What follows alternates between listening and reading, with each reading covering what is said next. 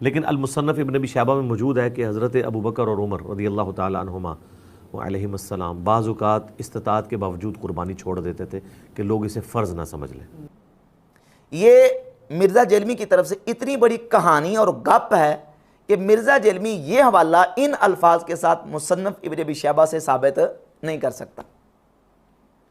حوالہ تو دے دیا اور یہ بھی کہہ دیا کہ استطاعت کے باوجود شیخین ابو بکر و عمر رضی اللہ تعالیٰ عنہما وہ قربانی نہیں کیا کرتے تھے۔ بھئی کہاں یہ حدیث لکھی ہوئی ہے؟ اس کا حوالہ پیش کرو، دکھاؤ۔ ویسے تم سکین دکھاتے ہو پورے جو نا وہ اس کے باقاعدہ تصویریں بنا دکھاتے ہو کہ یہ حدیث اس میں لکھی ہوئی ہے، اور پھر ان تصویریں میں کس قدر یہ ڈنڈی مارتا ہے وہ بھی اہل علم پر واضح ہے۔ یہ جو تم نے حدیث بیان کی ہے کہ مصنف ابن ابی شیبہ میں یہ حدیث موجود ہے کہ شیخین ابو بکر عمر رضی اللہ تعالیٰ عنہ استطاعت کے باوجود قربانی نہیں کیا کرتے تھے، یہ ذرا نکال کے دکھاؤ حدیث انہی الفاظ کے ساتھ۔ بالکل یہ دنیا کی ایسی گپ اور جھوٹ اور کہانی اس نے مرزا نے سنائی ہے کہ جس کو یہ ثابت نہیں کر سکتا۔ السنن الکبریٰ للبیہقی میں امام بیہقی نے یہ روایت ذکر کی ہیں، لیکن ان روایات کو ذرا اس کی سند کو چیک کریں۔ جب میں نے اس کے سامنے سیدنا خالد بن ولید رضی اللہ تعالیٰ عنہ کے زہر پینے والا واقعہ بیان کیا تھا تو اس نے اس کے جواب میں یہ کہا تھا کہ اس روایت کے اندر امام سفیان ابن عیینہ مدلس ہیں اور وہ ان کے ساتھ روایت کر رہے ہیں، اور دوسرا راوی اس میں اسماعیل بن ابی خالد ہے، اور تیسری جو موجم کی روایت ہے اس کے اندر سفیان بن عیینہ اور اسماعیل مدلس ہیں اور ان سے روایت کر رہے ہیں۔ اور امام مسلم نے مقدمے میں لکھ دیا صحیح مسلم کے، جو صحیح مسلم کا حصہ ہے، کہ مدلس کی عن والی روایت سما کی تصریح کے بغیر صحیح تصور نہیں کی جائے گی، لہذا یہ ساری کی ساری روایتیں اصول محدثین پہ فارغ ہیں۔ تو ان روایتوں کو ذرا نکال کے دکھاؤ نا سنن کبریٰ بیہقی سے۔ ان روایات کے اندر بھی وہی سفیان ابن عیینہ ہیں اور ان کے ساتھ روایت کر رہے ہیں، اور اسماعیل بن ابی خالد ان کے ساتھ روایت کر رہے ہیں۔ تو ان روایات کو اگر صحیح بھی مانا جائے تو تب بھی ان تمام روایات اور آثار کے اندر کوئی ایسا لفظ موجود نہیں ہے کہ شیخین رضی اللہ تعالیٰ عنہما استطاعت کے باوجود قربانی نہیں کیا کرتے تھے۔ ان کے پاس استطاعت نہیں ہوگی اور ان پر قربانی واجب نہیں ہوگی، تو جس پر قربانی واجب نہیں ہے اس پر قربانی کرنا لازم نہیں ہے۔ یہ تو اس کے لیے حکم ہے کہ جس نے استطاعت پائی اور اس کے باوجود وہ قربانی نہیں کی۔ جو ہے نا اہل سنت اور اہل تشیع دونوں کے ہاں سوائے حنفیوں کے، مالکی، شافعی، حنبلی، اہل حدیث اور اہل تشیع سب کے نزدیک یہ سنت ہے، واجب نہیں ہے۔ دوسری کہانی مرزا نے یہ کروائی ہے قربانی کا مسئلہ بیان کرتے ہوئے کہ قربانی کرنا باقی تمام مکاتب فکر کے ہاں سنت ہے، صرف حنفیوں کے ہاں واجب ہے، اور باقاعدہ اس نے گنا ہے کہ اہل تشیع کے ہاں، شافیوں کے ہاں، مالکیوں کے ہاں، حنبلیوں کے ہاں، اہل حدیث کے ہاں قربانی کرنا سنت ہے، صرف اور صرف حنفیوں کے ہاں قربانی کرنا واجب ہے۔ اب یہ جو مرزا نے بات کی ہے یہ کتنی بڑی کہانی ہے، اس کا جواب دینے کے لیے میں آپ کے سامنے ابن تیمیہ کا مجموع الفتاوی اس کی جلد نمبر 23 صفحہ نمبر 162 اور 163 سے حوالہ پیش کرتا ہوں۔ ابن تیمیہ نے یہ ساری بحث ذکر کی اور بحث ذکر کرنے کے بعد لکھا ہے صفحہ 162 پہ وَأَمَّا الْأُضْحِيَّةُ فَالْأَظْهَرُ وُجُوبُهَا أَيْضًا، کہ باقی رہ گیا قربانی، تو ظاہر یہی ہے کہ قربانی کرنا واجب ہے، اور صفحہ 163 پہ لکھا ہے وَقَدْ خَرَجَ وُجُوبُهَا قَوْلًا فِي مَذْهَبِ احمد، امام احمد ابن حنبل رحمۃ اللہ کا مذہب بھی یہی نکلتا ہے کہ قربانی واجب ہے، وَهُوَ قَوْلُ ابی حنیفہ تھا، اور امام ابو حنیفہ کا بھی یہی قول ہے، وَأَحَدُ الْقَوْلَيْنِ فِي مَذْهَبِ مالک، اور امام مالک رحمۃ اللہ کا جو مذہب ہے اس میں سے ایک قول یہی ہے، او ظاہر مذہب مالک، یا یہ کہ امام مالک رحمۃ اللہ کا جو ظاہر مذہب ہے وہ بھی قربانی کے وجوب ہی کا ہے، تو قربانی کرنا واجب ہے۔ ابن تیمیہ نے تحقیق کر کے بتا دیا کہ امام مالک رحمۃ اللہ کے نزدیک، امام احمد بن حنبل رحمۃ اللہ کا جو موقف ہے اس میں ایک قول، اور امام اعظم ابو حنیفہ رحمۃ اللہ کا موقف، اور ابن تیمیہ نے اپنا مختار بھی یہ بتا دیا ہے کہ قربانی کرنا واجب ہے۔ اور غیر مقلدین وہابیوں کے علماء کے باقاعدہ بیانات موجود ہیں کہ جس میں وہ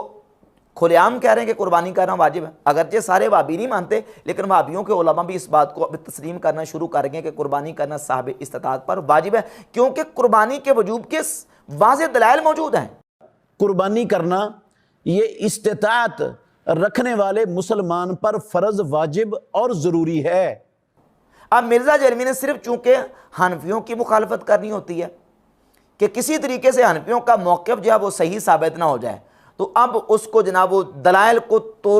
تروڑ مروڑ کے اس نے پیش کرنے کی کوشش کی ہے، جبکہ بحمد تعالیٰ بالکل واضح قرآن و سنت سے اس پر دلائل موجود ہیں کہ قربانی صاحب استطاعت پر واجب ہے۔ سب سے پہلی دلیل قرآن مجید سے اللہ رب العزت نے سورہ کوثر میں ارشاد فرمایا فَصَلِّ لِرَبِّكَ وَانْحَرْ،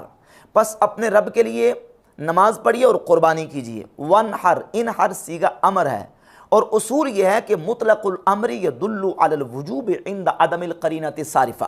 جہاں مطلقاً امر آ جائے، حکم دیا جائے کسی کام کا، تو مطلقاً امر وجوب کا تقاضا کرتا ہے، وجوب پہ دلالت کرتا ہے، جبکہ قرینہ صارفہ موجود نہ ہو۔ قرینہ صارفہ اگر موجود نہیں ہے تو مطلقاً امر جہاں آئے گا وہ وجوب پر دلالت کرتا ہے، اور یہاں اس آیت میں صیغہ امر ہے، اور اس کے علاوہ قرآن مجید کے علاوہ احادیث طیبات بھی کتنی موجود ہیں جس میں صیغہ امر موجود ہے۔ مثلاً صحیح بخاری میں 5500 نمبر حدیث ہے، 5500، رسول اللہ صلی اللہ علیہ وآلہ وسلم نے فرمایا من ذبح قبل الصلاۃ فلیذبح مکانہ اخری، جو نماز عید پڑھنے سے پہلے قربانی کر لے اسے چاہیے، فلیذبح، یہ بھی صیغہ امر ہے، اسے چاہیے کہ وہ اس کی جگہ پہ دوسری قربانی کرے، دوسرا جانور ذبح کرے۔ یہ صیغہ امر نے بتا دیا کہ قربانی جو ہے وہ صرف محض سنت اور مستحب نہیں ہے، بلکہ قربانی کرنا صاحب استطاعت پر واجب ہے۔ سنن ابن ماجہ میں 3123 نمبر